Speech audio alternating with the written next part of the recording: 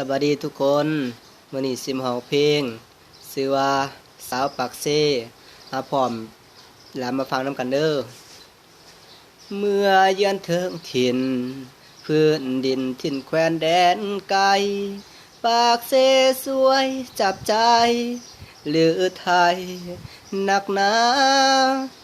ผู้บ่เจียงสวยเด่นตั้งสูงสง่ายามข้าได้มาเห็นแล้วผาใจสุขสันต์เมื่อได้มาอยู่เหมือนเป็นบุญค่าน้อมนำปากเสสวยงามลำดังเมืองสวรรค์ผู้มาลงอยู่ทางกำไฟขวานั้นเราเป็นนิทาน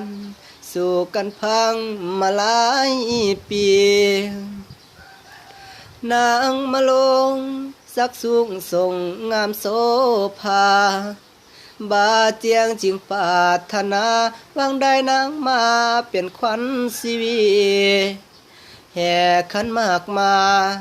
หอดเมืองคันเกิงพอดีได้ข่าวมาลงตัวนี้สำลือดีฆ่าตัวตายน้ำเสไหลหลังหนทางแห่งสายทลาปากเสสวยงามตาใจข้ามันหมาย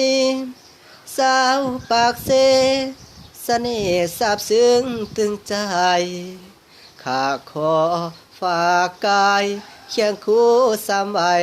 น้องคนดี